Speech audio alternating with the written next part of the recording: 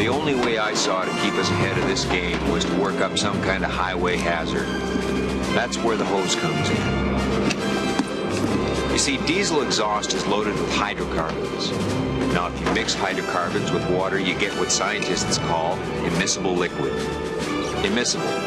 That means water and oil don't mix. Ah, who could forget?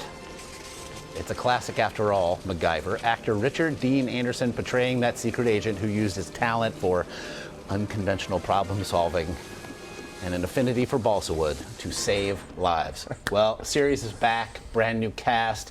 It airs on CBS. We have a preview, in fact, of the series premiere of MacGyver. Where's Mr. Wizard going? I think he's going to stop that thing. How's he gonna stop an airplane? Yeah, I know what you're thinking. This is insane. And guess what? I'm afraid of heights. But this is one of those man-up moments in my line of work that sometimes can't be avoided. He's back. How you doing? Lucas Till, like literally. Angus Mac MacGyver, figuratively.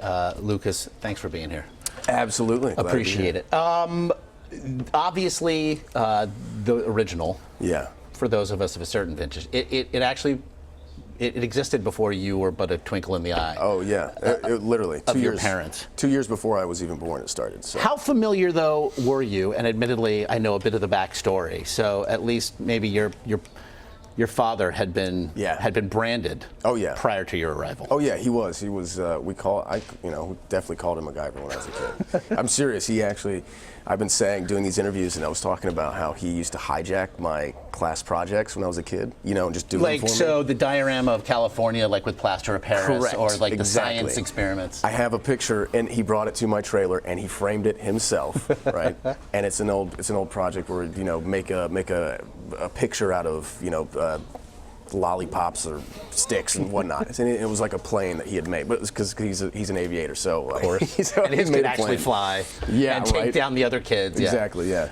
So he brought it, framed it himself, put it up in my trailer. So what did it mean then to be handed the keys to this very particular ride? Yeah, I think you're trying to say, is there some pressure on me? Well, I mean, look. Yeah, there is. It's a referendum on one character. Like, admittedly, George Eads, fine actor, but not necessarily tuning in for the grizzled ex-CIA agent. I'm just saying. Your shoulders are broad, Lucas. Oh my gosh, I spent so much time with him. I wish he's gonna watch this. I'm in trouble.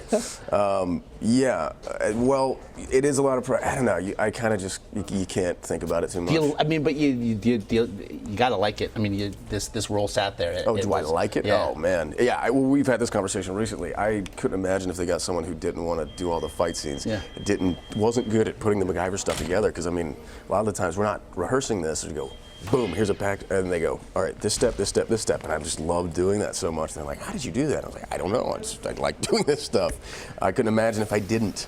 I mean, it's kind of hard. It's a different sort of acting. It's such a big part of the character. Like, not the idea that necessarily he's discovering along with all of us that.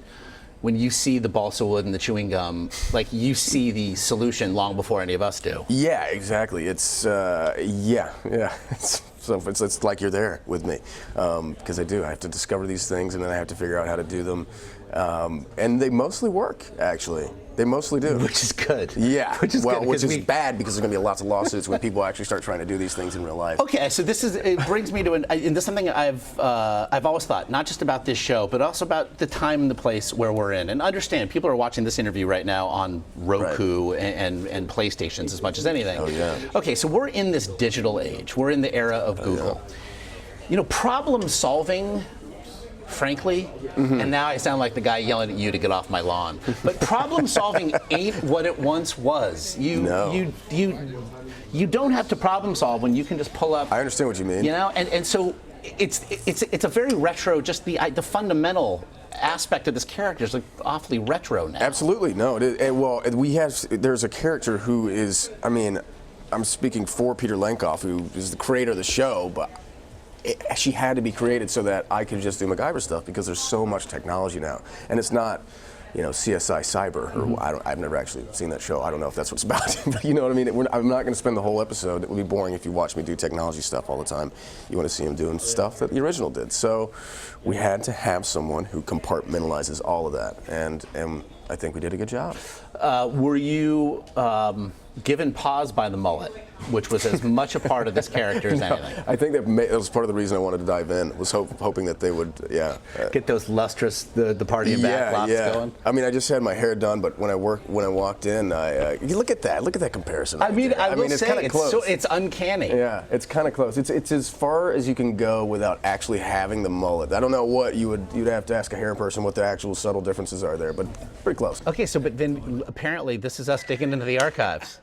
There's young. There it is. That was my first mullet. That was my. You have been. This is incubating. Yeah. You've been meant to play Angus your whole life.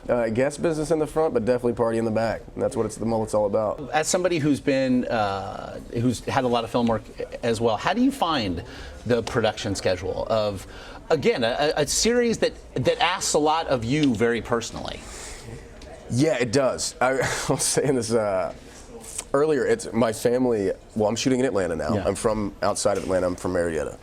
And my family, they really do get it. I'm kind of joking, but it's like hey, you gonna hang out today? Like, no. I have a job. Yeah, and this is really, I said this before too. It's like, I was on vacation, all those movies. This is real work. This is the first time I've actually worked before.